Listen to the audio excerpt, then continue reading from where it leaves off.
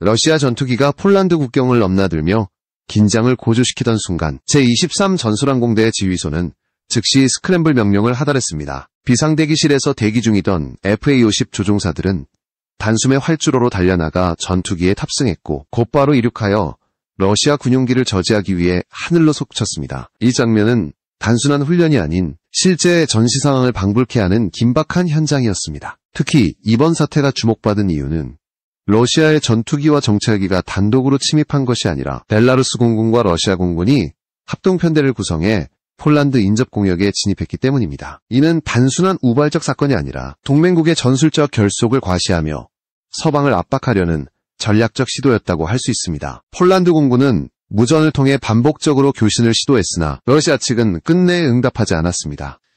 이에 따라 FA-50 전투기와 함께 출격한 폴란드의 미G-29 전투기들이 1차와 2차로 차례차례 접근해 항로 이탈을 경고했습니다. 여기서 중요한 개념이 바로 ADIZ입니다. 이는 국가영공에 진입하기 전 항공기를 식별하기 위해 확장해 설정해 놓은 가상의 경계선으로 짧게는 수미터, 길게는 수백 킬로미터에 달합니다. 말하자면 하늘의 완충지대이자 보이지 않는 경계선입니다. 러시아는 오래전부터 이러한 아디지 자체를 인정하지 않으며 인접국의 영공관리 체계를 의도적으로 복잡하게 만드는 전술을 구사해왔습니다. 폴란드가 우크라이나 전쟁을 전폭적으로 지원하는 상황에서 러시아는 이런 행동을 통해 불편한 심기를 드러내고 있는 것입니다. 이러한 긴장 속에서 폴란드가 의존하는 주력기 가운데 하나가 바로 한국산 FA-50입니다. 최근 FA-50에 탑재될 국산 AESA 레이더의 시험 비행 준비가 막바지에 다다랐다는 소식이 들려오며 국제적 관심을 끌고 있습니다. 한국의 방산기업 하나시스템과 LIG 넥선이 개발 중인 이 A4 AESA 레이더는 이미 환경시험을 거쳤으며 조만간 시험용 전투기에 장착돼 네덜란드 항공우주센터에서 약 2년간 본격적인 비행시험에 돌입할 예정입니다. 공중, 지상, 해상 추적과 탐지 능력을 반복적으로 검증하여 완성도를 끌어올리는 것이 목표입니다. AESA 레이더는 다수의 표적을 동시에 탐지하고 추적하며 동시교전 능력을 제공하는 첨단 장비입니다. 특히 A4 레이더는 공냉식 설계로 별도의 냉각장치 없이도 소형화가 가능하다는 장점을 지니고 있어 FA-50 같은 경전투기에 최적화되어 있습니다. 이 레이더에는 약 500개의 송수신 모듈이 장착돼 전자적으로 제어할 수 있으며 기존 레이더보다 확장된 영역을 탐지할 수 있습니다. 이런 점은 단순히 폴란드뿐만 아니라 FA-50을 도입한 여러 국가들의 전투력 향상에 직접적인 영향을 줄 수 있습니다. 현재 폴란드와 말레이시아에 수출되는 FA-50에는 미국 레이시온의 팬텀 스트라이크 레이더가 장착될 예정이지만 장착 국산 AESA 레이더가 완성된다면 수출 제약에서 자유로워지는 것은 물론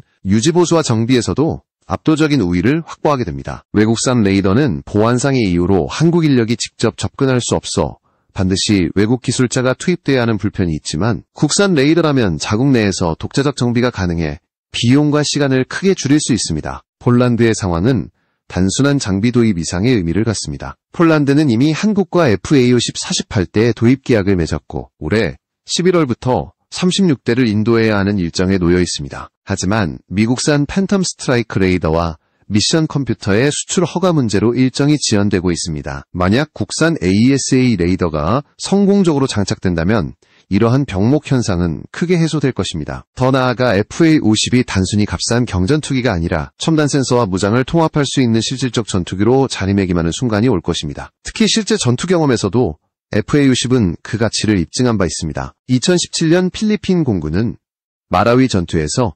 FA-50을 실전에 투입해 대테러 작전에 활용했으며 이는 경전투기임에도 불구하고 실제 전장에서 충분한 효용을 발휘할 수 있음을 보여준 상징적 사건이었습니다. 이처럼 FA-50은 단순한 훈련기나 경전투기를 넘어 국가안보를 지탱하는 실질적 전력으로 부상하고 있습니다. 특히 나토 회원국들 사이에서는 F-16, F-35와의 높은 호환성이 주목받고 있습니다. 동일한 무장체계, 유사한 운용체계를 공유할 수 있다는 점에서 FA-50은 가성비 높은 선택지로 떠오르고 있습니다. 우크라이나 전쟁 발발 이후 동부전선의 공군 전력을 긴급히 보강하려는 폴란드의 요구와 맞물리며 한국산 FA-50은 그 어느 때보다 빛을 발하고 있는 상황입니다. 최근 폴란드 국방부가 미국 방산업체 RTX와 직접 회담을 진행하면서 FA-50의 미래는 새로운 국면을 맞이하고 있습니다. 폴란드가 운용 중인 FA-50PL 기종에는 RTX의 핵심 부품이 반드시 필요하며 이를 안정적으로 확보하지 못한다면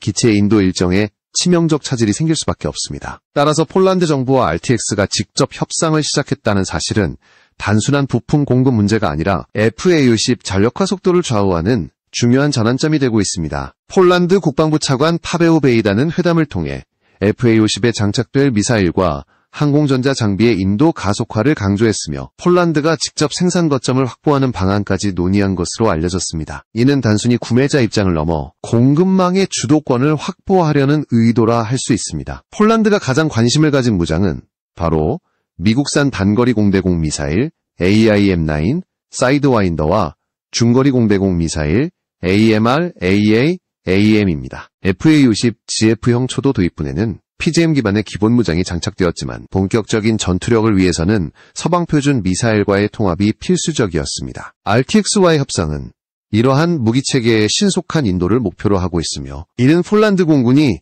FA-50을 단순 보조 전력이 아닌 실질적 전투 주력기로 활용하겠다는 의지를 보여줍니다. 하지만 문제는 여전히 남아 있습니다. 미국산 무기 통합은 반드시 미 정부의 수출 허가 절차를 거쳐야 하고 승인까지 오랜 시간이 소요되며 그 과정에서 정치적 요인까지 개입할 수 있기 때문입니다. 이는 곧 폴란드가 단독으로 해결할 수 없는 외교적 변수라는 뜻입니다. 여기에 또 다른 복잡한 문제가 얽혀 있습니다. 폴란드가 요구한 차세대 GPS 항법 장치가 아직 미국 내에서도 완전히 개발되지 않았다는 점입니다. 이 장치는 기존 GPS의 취약점을 보완한 군용 신호를 제공하지만 아직 실전 운용 단계에 이르지 못했습니다. 따라서 폴란드가 이 시스템을 FA-50에 탑재하려면 미국 정부의 승인을 거쳐 RTX가 부품을 공급하고 이후 KAI가 기체와 연동하는 통합시험을 완료해야만 합니다. 단순히 부품을 공급받는다고 해결되는 문제가 아니라 긴 시간의 성능 검증과 안정화 과정이 뒤따라야 하는 까다로운 절차입니다. 이로 인해 폴란드와 한국항공우주산업 KAI는 FA-50 납품 일정을 조율하며 협상을 이어가고 있는 상황입니다. 그럼에도 불구하고 FA-50이 가진 매력은 여전히 강력합니다. 훈련과 전투가 모두 가능한 다목적 전투기라는 점 자체가 나토 회원국들에게 매혹적인 카드이기 때문입니다. 특히 운용 비용과 유지 보수 면에서 FA-50은 압도적 경쟁력을 보여줍니다. F-16이나 F-35 같은 전투기들은 운영비가 천문학적으로 높아 평시 임무에 제한적으로 투입되지만 FA-50은 비용 대비 효율성이 탁월하여 실제 전력 공백을 메우는 최적 대안으로 떠오르고 있습니다. 이미 필리핀 공군이 실전에서 FA-50을 활용한 사례가 그 증거라 할 수 있습니다. 게다가 한국 공군은 T-50 계열기를 150대 이상, 20년 가까이 무사고로 운용하며 2023년 10월에는 10만 시간 무사 비행 기록까지 달성했습니다. 이는 플랫폼 자체의 안정성과 신뢰성을 입증하는 수치입니다. 유럽에서 FA-50이 각광받는 또 하나의 이유는 F-16과 F-35와의 높은 호환성입니다. 나토 작전 환경에서 이미 광범위하게 운용 중인 서방 무기 체계와의 결합이 가능하다는 점은 폴란드뿐 아니라 유럽 각국이 쉽게 관심을 가질 수밖에 없는 요소입니다. FA-50은 소형이지만 첨단 AESA 레이더와 미국산 또는 한국산 미사일을 장착할 수 있으며 나토 표준 작전 체계에 자연스럽게 통합될 수 있습니다. 우크라이나 전쟁이 발발한 이후 동부 전선을 지키는 폴란드가 신속한 납품을 요구한 것도 바로 이 때문입니다. 한국 정부, 공군, 그리고 KAI가 원팀으로 움직여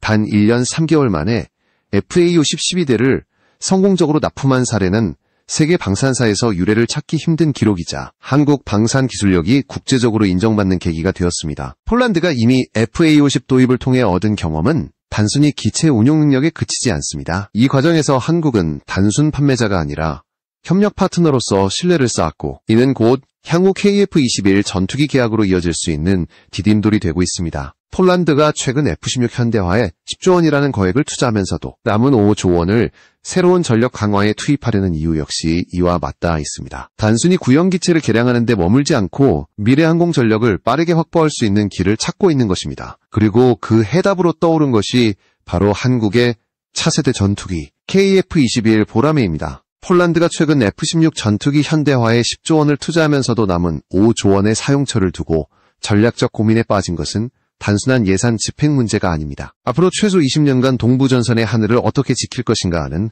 국가적 생존 문제와 직결되기 때문입니다. 폴란드는 이미 FA-50과 천무 다연장 로켓을 통해 한국산 무기의 신뢰성을 체감했고 이를 기반으로 KF-21에 눈길을 돌리게 되었습니다. KF-21은 단순한 무기 구매를 넘어 항공산업 기술 이전과 현지 조립 라인 구축까지 포함할 수 있는 새로운 차원의 협력 모델을 제시합니다. 이는 단순 방산 계약을 넘어선 산업 동맹으로 확장될 수 있는 잠재력이자 폴란드가 유럽에서 독자적 방산 역량을 확보할 수 있는 역사적 기회라 할 수 있습니다. 현재 폴란드 공군의 전력은 크게 부족한 상황입니다. F-16 48대와 일부 SU 계열 공격기, 그리고 이제 막 배치되기 시작한 FA-50 소수에 의존하고 있습니다. 게다가 주문한 F-35A 32대는 2028년 이후에야 순차적으로 인도될 예정이어서 단기간 내 전력 보강은 사실상 불가능합니다. 운영 비용과 유지보수 제약으로 인해 F-35는 평시 임무에 제한적으로 투입될 수밖에 없으며 결과적으로 실제 작전에 투입 가능한 전력은 100대 미만이라는 치명적 약점을 안고 있습니다. 이는 러시아와 국경을 맞대고 있는 국가로서는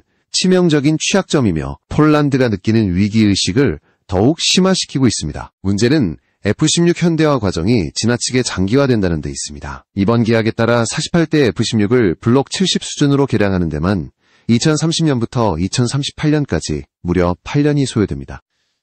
이는 폴란드가 당장 필요로 하는 전력 강화와는 정반대의 결과를 낳습니다. 5년, 10년 이내에 러시아와의 군사적 균형을 맞추는 것이 절실한 상황에서 15년 이상 뒤로 밀려난 전력 증강은 사실상 무용지물에 가깝습니다. 반면 러시아는 이미 SU-57 양산 확대를 추진하고 있으며 기존 SU-35 계열기의 성능 개량형을 속속 전선에 투입하며 공중 우위를 확보하려 하고 있습니다. 이러한 격차는 나토 동맹의 지원만으로는 메우기 어려운 현실적 위협입니다. 이런 상황에서 KF-21은 폴란드가 선택할 수 있는 유일한 현실적 대안으로 부상합니다. 한국은 이미 KF-21의 국내 양산을 120대 규모로 확정했고 공대공 공대지 무장 통합 개발을 빠르게 추진 중입니다. 무엇보다 연간 30대 이상 대량 생산이 가능하기 때문에 폴란드가 5조 원 수준의 예산만 투입하면 40에서 50대를 단기간에 확보할 수 있습니다. 이는 F-16 현대화와 달리 2030년대 초반부터 바로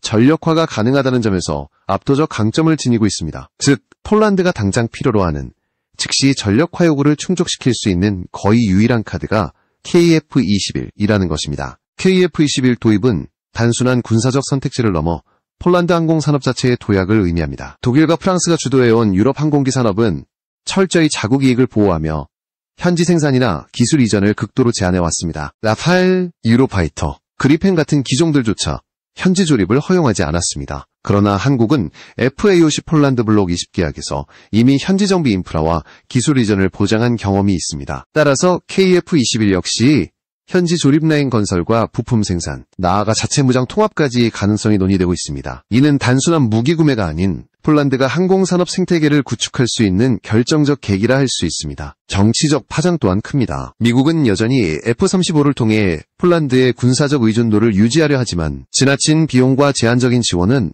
폴란드 내부에서 불만을 키우고 있습니다. 실제로 스위스와 스페인 같은 유럽 국가들도 F-35의 도입을 재검토하거나 규모를 축소하는 움직임을 보였습니다. 반면 한국과의 협력은 미국과의 관계를 해치지 않으면서도 군사적 자율성을 강화할 수 있는 균형점이 됩니다. 이미 FA-50 도입이 그 사례입니다. 미국산 AES-A 레이더와 무장을 그대로 쓰면서도 한국 플랫폼을 통해 전력을 보강한 전례가 있기에 KF-21 협력은 더욱 현실적인 대안으로 자리 잡고 있습니다. 폴란드가 KF-21 도입을 본격적으로 검토하게 된 계기 중 하나는 2024년 하반기 폴란드 공군사령관이 직접 한국을 방문해 KF-21 시제기에 탑승하고 성능을 검증한 사건이었습니다. 이는 단순한 홍보성 시찰이 아니라 본격적인 협상 준비 단계로 해석되고 있습니다. 특히 FA-50 블록 20 도입 과정에서 폴란드 국방부는 한국산 항공기가 나토 운용체계와 충돌하지 않는다는 확신을 이미 얻었기 때문에 KF-21 또한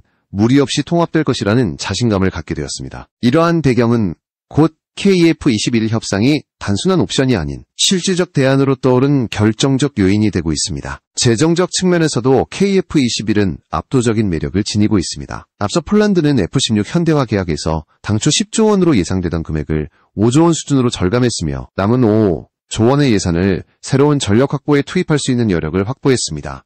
이 금액으로 KF-21 기본형 40대를 도입할 수 있으며 이는 기체당 약 200억 원 수준으로 F-35A 가격의 절반 이하입니다. 더욱이 한국수출입은행이 금융 패키지를 제공하고 폴란드가 선급금을 지급하는 구조를 활용한다면 최대 60에서 80대 규모의 대형 계약도 가능하다는 분석이 나옵니다. 이는 단순히 전력 강화 차원을 넘어 폴란드가 독자적 항공 전력의 대량 확보를 단기간에 실현할 수 있는 역사적 기회라 할 수 있습니다. KF-21 계약은 폴란드가 단순한 무기 구매자가 아닌 항공산업 육성국으로 거듭나는 과정과 직결됩니다. 폴란드는 이미 K2 전차와 K9 자주포 도입 시 현지 생산체계를 조건으로 내걸었으며 한국 측과 합작 생산을 통해 자국 방산업체 PZ를 성장시켰습니다. 따라서 KF-21 계약 또한 단순 조립 수준을 넘어 현지 부품 생산, 정비, 나아가 장차 공동 무장 개발까지 패키지 형태로 구성될 가능성이 큽니다. 이는 독일과 프랑스가 독점적으로 지배해온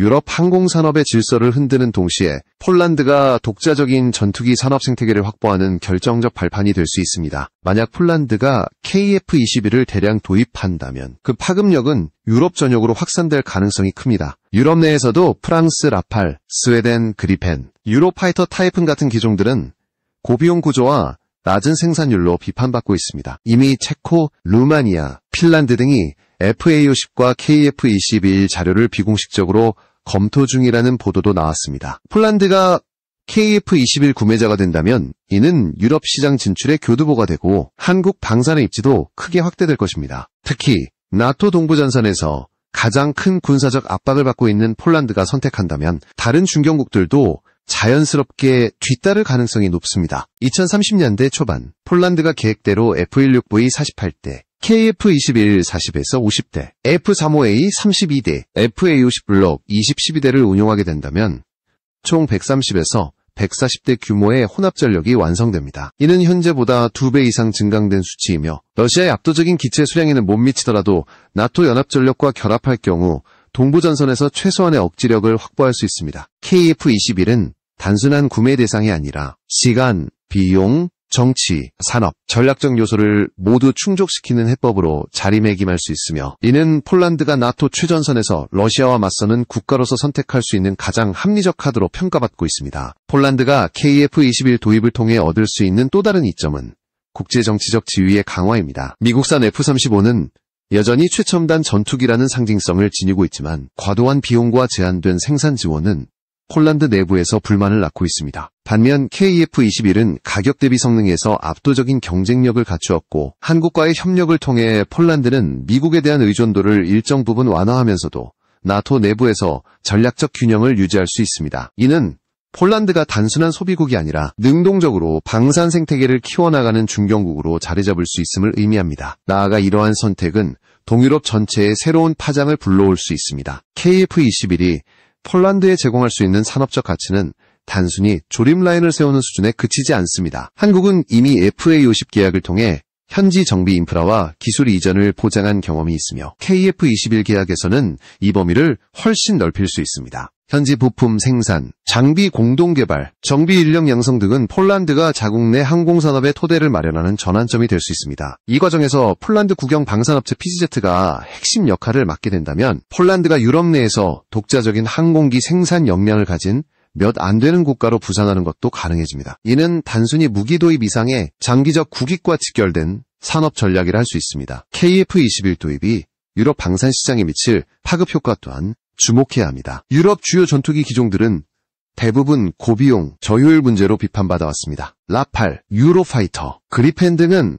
성능은 우수하지만 가격이 지나치게 높고 생산 단가 역시 떨어지지 않아 소규모 국가들이 쉽게 접근하기 어렵습니다. 하지만 KF-21은 성능과 가격, 그리고 기술 이전 조건까지 충족시킬 수 있어 유럽 중견국들의 매력적으로 다가올 수 있습니다. 이미 체코, 루마니아, 핀란드가 비공식적으로 관심을 표명한 사실은 KF-21이 단순히 한국과 폴란드만의 선택지가 아님을 보여줍니다. 폴란드가 첫 번째 구매자가 된다면 KF-21은 유럽 시장 진출의 교두보가 될 것이 분명합니다. 이러한 흐름은 러시아의 전략에도 직접적인 영향을 미칩니다. 러시아는 수적으로 압도적인 전투기를 보유하고 있지만 질적 격차를 줄이기 위해 수호의 계열을 지속적으로 개량해 투입하고 있습니다. 그러나 폴란드가 KF-21을 도입해 단기간에 전력을 보강한다면 러시아는 예상보다 훨씬 빠른 시점에 나토의 공중전력과 맞닥뜨리게 됩니다.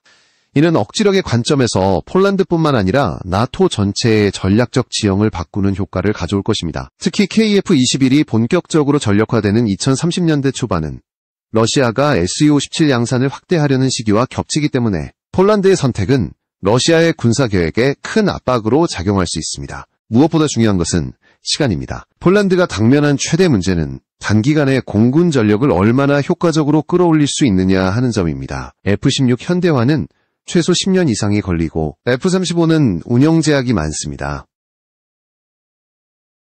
하지만 KF-21은 연간 30대 이상 대량 생산이 가능하기 때문에 예산만 투입된다면 불과 2에서 3년 만에 수십 대 전투기를 확보할 수 있습니다. 이는 지금 폴란드가 직면한 전력 공백을 메울 수 있는 결국 KF-21은 단순한 무기가 아니라 폴란드의 국가 생존 전략과 직결된 카드로 평가할 수밖에 없습니다. 폴란드의 KF-21 도입 논의가 단순히 군사적 필요를 넘어선다는 점은 매우 중요합니다. 우크라이나 전쟁은 현대전에 있어 공군력이 얼마나 절대적인지를 여실히 보여주었습니다. 드론과 장거리 미사일이 전장을 변화시키고 있지만 궁극적으로 제공권을 장악하는 것은 여전히 전투기 숫자와 성능입니다. 우크라이나가 러시아의 압도적인 항공 전략에 맞서 고전하는 이유도 여기에 있습니다. 폴란드는 이 현실을 누구보다도 뼈저리게 인식하고 있으며 따라서 KF-21 도입을 단순한 무기 구매가 아닌 국가 생존 전략의 핵심 축으로 간주하고 있습니다. 또한 KF-21은 단순히 기체 성능만으로 평가할 수 없는 가치를 지니고 있습니다. 한국은 FA-50 도입 과정에서 미국산 장비와 무기를 그대로 활용하면서도 한국 플랫폼을 기반으로 나토 표준 체계와의 완벽한 호환성을 입증했습니다. 이 경험은 폴란드가 KF-21을 도입하는 데 있어 불필요한 우려를 덜어내는 결정적 요소가 되었습니다. 실제로 폴란드 공군 지휘부는 FA-50 운영 경험을 통해 한국산 항공기의 신뢰성을 확인했고 이제는 한 단계 높은 차원의 KF-21을 통해 공군력을 강화하려 하고 있습니다. 산업적 측면에서 KF-21 계약은 폴란드의 또 다른 혁신을 가져올 수 있습니다. 폴란드가 자국 내에 조립 라인과 부품 생산 체계를 갖추게 된다면 이는 곧 독자적인 항공산업 생태계를 형성하는 의미를 갖습니다. PGZ와 KAI의 합작 모델이 현실화된다면 폴란드는 단순한 소비국이 아니라 생산국으로서 유럽 방산 시장에서 독자적 발언권을 가질 수 있습니다. 이는 독일과 프랑스가 독점해온 유럽 항공기 산업 질서를 흔드는 동시에 폴란드의 위상을 한층 끌어올리는 계기가 될 것입니다. KF-21 도입은 곧 폴란드가 유럽 방산의 새로운 축으로 부상할 수 있는 발판이 되는 셈입니다. 이제 폴란드의 선택은 유럽 전체 안보 지형에도 파급력을 미치게 됩니다. 만약 폴란드가 F-16 현대화에 5조 원, KF-21 도입에 5조 원을 각각 투입한다면 2030년대 초반에는 F-16V 48대, KF-21 40에서 50대, F-35A 32대, FA-50 블록 20-12대라는 강력한 혼합 전력을 갖추게 됩니다. 이는 총 130에서 140대에 달하는 전력으로 현재보다 2배 이상 증강된 수치입니다. 러시아의 전투기 수량에 비하면 여전히 부족할 수 있으나 나토 동맹 전력과 결합한다면 동부 전선에서 최소한의 억지력을 확보하는 데 충분합니다. 이는 곧 폴란드가 단순히 방어적 위치에 머무는 것이 아니라 러시아의 실질적인 압박을 가할 수 있는 능동적 전력을 갖추는 것을 의미합니다. 결국 KF-21 도입은 군사적, 산업적, 정치적, 전략적 측면을 모두 충족시키는 최적의 해법입니다. 폴란드는 이제 단순한 구매자가 아니라 전투기 산업 생태계의 주체로 성장할 수 있는 기회를 맞이했습니다. 이러한 선택은 단지 현재의 위기를 극복하는 차원이 아니라 향후 수십 년간 폴란드가 유럽 안보의 중심축으로 자리매김할 수 있는 기반을 마련하는 결정이 될 것입니다. 러시아의 위협이 지속되는 한 KF-21은 폴란드에게 선택이 아닌 필수로 다가올 수밖에 없습니다. 그리고 이 선택이 이루어지는 순간 동부전선의 하늘은 완전히 새로운 균형 위에 서게 될 것입니다.